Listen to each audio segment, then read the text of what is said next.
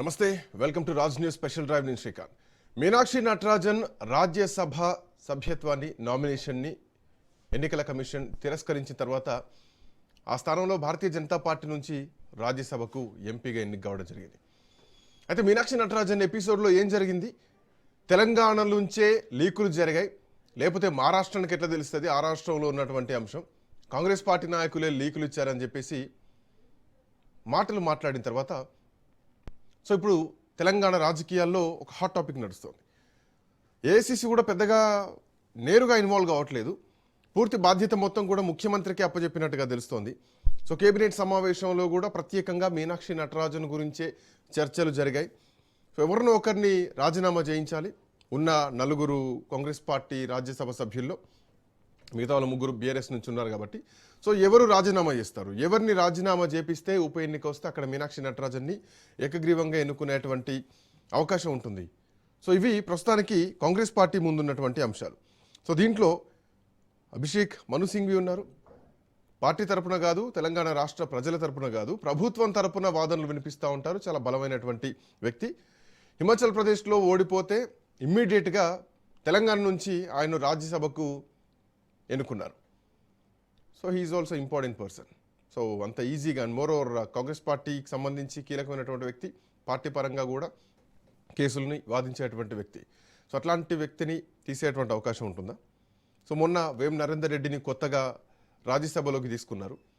So చాలా కాలం నుంచి రేవంత్ రెడ్డి ఎదురు చూస్తున్నారు వేం నరేందర్ రెడ్డిని తీసుకురావడానికి. సో ఇంతకాలానికి ఆయన సక్సెస్ అయ్యారని చెప్పాలి. సో అట్లాంటి వేంను తప్పించే ఆ ధైర్యం రేవంత్ రెడ్డి చేస్తారా? సో ఇంకా రేణుకా చౌదరి ఫైర్ బ్రాండ్, రేణుకా చౌదరిని టచ్ చేసేటువంటి ధైర్యం చేయగలుగుతారా కాంగ్రెస్ పార్టీ కానీ రేవంత్ రెడ్డి కానీ? ఇంకా అనిల్ కుమార్ యాదవ్ యువకుడు, బీసీ బలమైనటువంటి సామాజిక వర్గానికి చెందినటువంటి నేత. సో అదే జరిగితే కనుక అంజన్ కుమార్ యాదవ్ ఆయనకు పీసీసీ పదవి విషయంలోనే అలకబూడినటువంటి వ్యక్తి. సో అట్లాంటి వ్యక్తి అనిల్ కుమార్ యాదవ్ విషయంలో ఒకవేళ రాజీనామా చేపిస్తే పరిణామాలు ఎట్లా ఉండబోతాయి? బీసీలకు అన్యాయం జరిగిందన్నటువంటి ఒక వాదనని కూడా తెరపైకి తీసుకొచ్చేటువంటి పరిస్థితులే ఉంటాయా? మాట్లాడుతూ ఎట్లాంటి ఈక్వేషన్స్ ఉండబోతున్నాయి, మీనాక్షి కోసం ఎవరు త్యాగం చేయబోతున్నారు? ప్రొఫెసర్ శేషు సార్ మనతో పాటు జాయిన్ అవుతున్నారు. శేషు సార్ నమస్తే. నమస్కారం శ్రీకాంత్. సో కాంగ్రెస్ పార్టీ మరి ముఖ్యంగా ఏఐసిసి నేరుగా ఇన్వాల్వ్ అయినట్టు కనిపించట్లేదు. పూర్తి బాధ్యతలు మొత్తం కూడా రేవంత్ రెడ్డి భుజాలపైన పెట్టినట్టుగా కనిపిస్తోంది. ఎవరిని అవుట్ చేస్తే మీనాక్షి నటరాజన్ ఇన్ అయ్యేటువంటి పరిస్థితులు కనిపిస్తున్నాయి. సో మీ విశ్లేషణ ఏంటి సార్ దీనిపైన? శ్రీకాంత్, ఇటీవల 27 రాజ్యసభ స్థానాలకు ఎన్నికలు జరిగితే కాంగ్రెస్ పార్టీ 7 చోట్ల మాత్రమే పోటీ చేసింది. 5 చోట్ల ఏకగ్రీవంగా ఎన్నికైతే 2 చోట్ల మాత్రమే పోటీ జరిగింది. ఆ 2 చోట్లలో ఒకటి మధ్యప్రదేశ్ లో మీనాక్షి నటరాజన్ పోటీ చేశారు, బలం ఉంది కానీ గెలవలేకపోయారు, నామినేషన్ తిరస్కరణకు గురైంది.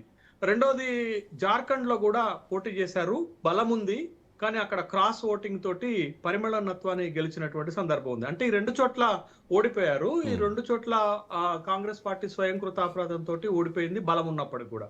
అయితే మధ్యప్రదేశ్ కాంటెక్స్ట్ కి వచ్చేసరకు మీనాక్షి నటరాజన్ యొక్క నామినేషన్ పత్రంలో ఉన్నటువంటి ఒక కేసుకు సంబంధించిన సమాచారం నమోదు చేయకపోవటం, దాన్ని భారతీయ జనతా పార్టీ ఆర్ఓ దృష్టికి తీసుకువెళ్తే ఆ కాజ్ తోటి ఆర్ఓ మీనాక్షి నటరాజన్ యొక్క నామినేషన్ పత్రాన్ని రిజెక్ట్ చేశారు, తిరస్కరించారు.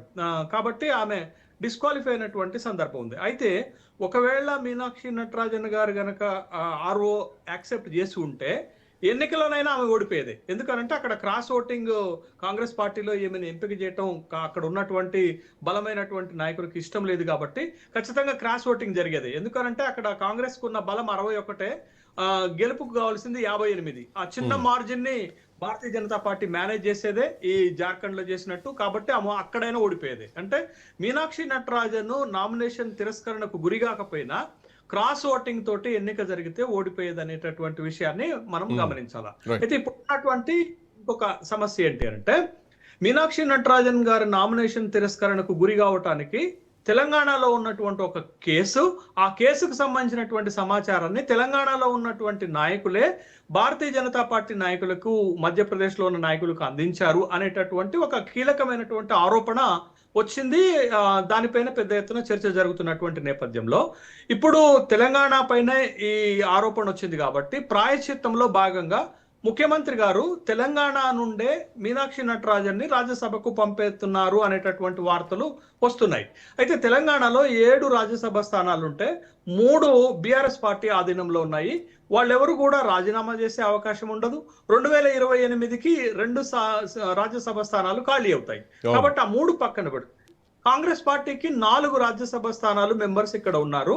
ఆ 4గురిలో ఒకళ్ళ చేత రాజీనామా చేయించి ఆ ఖాళీలో మీనాక్షి నటరాజన్ని రాజ్యసభకు పంపాలి అనేటటువంటి ఒక ప్రపోజల్ వస్తున్నట్టుగా వార్తలు వస్తున్నటువంటి నేపథ్యంలో ఆ ఒక్కరెవరు రాజీనామా చేసేటటువంటి ఆ ఒక్కరెవరు అనేటటువంటి చర్చ రాజకీయ వర్గాల్లో పెద్ద ఎత్తున చర్చ జరుగుతుంది. అయితే పాసిబిలిటీస్ ఎవరికి ఉన్నాయి, ప్రాబబిలిటీ ఎవరికి ఉంది అనేటటువంటి ఒక ఫిల్టరింగ్ కనుక మనం చేస్తే అభిషేక్ మను సంఘ్వి ఉన్నారు. అయితే ఈయనని హిమాచల్ ప్రదేశ్ లో రాజ్యసభకి 2023లో నిలబెడితే అక్కడ కాంగ్రెస్ అధికారంలో ఉన్నప్పటికి కూడా ఒక 6 కాంగ్రెస్ ఎమ్మెల్యేలు క్రాస్ ఓటింగ్ చేయటం వల్ల అప్పుడు కూడా భారతీయ జనతా పార్టీ అభ్యర్థి చేతిలో అభిషేక్ మను సింఘి ఓడిపోయారు. ఎమ్మటే తెలంగాణకు తీసుకొచ్చి 2024లో తెలంగాణలో కాంగ్రెస్ అధికారంలోకి వచ్చిన తర్వాత ఖాళీ ఏర్పడితే ఆ ఖాళీలో అభిషేక్ మను సింఘ్విని ఇక్కడ నుంచి రాజ్యసభకు పంపారు. కాబట్టి అభిషేక్ మను సింఘ్వి కాంగ్రెస్ పార్టీకి చాలా ఇంపార్టెంట్ అయినటువంటి వ్యక్తి. సుప్రీంకోర్టులో కాంగ్రెస్ పార్టీ కేసులు వాదించేటటువంటి వ్యక్తి, సీనియర్ నాయకుడు. కాబట్టి అతని చేత రాజీనామా చేయించేటటువంటి అవకాశం లేదు. ఒకటి వెళ్ళిపోయింది. రెండోది రేణుకా చౌదరి కూడా కాంగ్రెస్ పార్టీలో చాలా సీనియర్ నాయకులు. రేణుకా చౌదరిని రాజీనామా చేయమని అడిగే అంత ధైర్యము ఎవరికి లేదనేటటువంటి అభిప్రాయాలే రాజకీయ వర్గాల్లో వినపడుతున్నాయి. కాబట్టి ఆమె చేత కూడా రాజీనామా చేయించేటటువంటి అవకాశాలు చాలా తక్కువ. ఇది రెండోది. మూడోది, వేం నరేందర్ రెడ్డి గారు ఇటీవలనే రాజ్యసభ సభ్యులుగా ఎంపికయ్యారు. ఒకే ఒక్క సమావేశానికి అటెండ్ అయ్యారు. ముఖ్యమంత్రికి చాలా దగ్గర వ్యక్తి అనేటటువంటి విషయాన్ని కూడా మన అందరికీ తెలిసినటువంటి విషయమే. కాబట్టి కొత్తగా ఎంపికైనటువంటి వ్యక్తిని ముఖ్యమంత్రికి చాలా దగ్గర వ్యక్తి అయినటువంటి వేం నరేందర్ రెడ్డి చేత కూడా రాజీనామా చేయించేటటువంటి అవకాశాలు చాలా తక్కువగా ఉంటాయి. బట్ ఈ 3 ఇక మిగిలిపోయింది. అనిల్ కుమార్ యాదవ్ ఒక యంగ్స్టర్. అతన్ని పెద్దల సభకు పంపించినప్పుడే కొంత ఒక యూత్ కాంగ్రెస్ నుండి పెద్దల సభకు పంపించారు, రాజ్యసభకు పంపించారు అనేటటువంటి ఒక అభిప్రాయాలు కూడా వ్యక్తమని. అయితే అనిల్ కుమార్ యాదవ్ చేత రాజీనామా చేయించి ఆ ఖాళీలో మీనాక్షి నటరాజన్ గారిని రాజ్యసభకు పంపాలనేటటువంటి ప్రతిపాదన కాంగ్రెస్ చేస్తున్నట్లుగా కనపడుతున్నాయి. ఎందుకు అనంటే ఇది ఒక బలమైనటువంటి ఆప్షన్, ఒక గుడ్ ఆప్షన్ గా కాంగ్రెస్ పార్టీ ముందుంది. ఎందుకు ఈ గుడ్ ఆప్షన్ అంటున్నానంటే మీనాక్షి నటరాజన్ ఏఐసిసి మెంబర్, అంటే జాతీయ రాజకీయాల్లో ఉండదగినటువంటి వ్యక్తి. కాబట్టి ఆమె రాజ్యసభకు పంపుతారు. తర్వాత అనిల్ కుమార్ యాదవ్కు ఉన్నటువంటి అవకాశం ఏంటి అంటే ఒక యంగ్స్టరు, యువజన కాంగ్రెస్ రాజకీయాల నుంచి వచ్చినటువంటి వ్యక్తి. కాబట్టి తన చేత రాజీనామా చేయించి తెలంగాణ రాష్ట్ర కేబినెట్ లో మంత్రి పదవి ఇస్తారు అనేటటువంటి ఒక అభిప్రాయం వ్యక్తమవుతుంది. ఎందుకు అనంటే ఇక్కడ 2 ప్రయోజనాలు ఆశించవచ్చు. ఒకటి, తెలంగాణలో మంత్రి పదవి ఇవ్వటం వల్ల అనిల్ కుమార్ యాదవ్ సామాజిక వర్గం అతిపెద్ద సామాజిక వర్గం, ముదిరాజు సామాజిక వర్గం తర్వాత బలహీన వర్గాల్లో అతిపెద్ద సామాజిక వర్గం యాదవ్ సామాజిక వర్గం. ఆ సామాజిక వర్గానికి మంత్రివర్గంలో స్థానం లేదు అనేటటువంటి విమర్శలు వస్తున్నాయి. కాబట్టి అనిల్ కుమార్ యాదవ్ ని మంత్రివర్గంలోకి తీసుకోవటం వల్ల ఆ విమర్శ నుండి బయటపడొచ్చు, యాదవులకు అవకాశం దక్కుతుంది. దాని స్థానంలో మీనాక్షి నటరాజన్ గారిని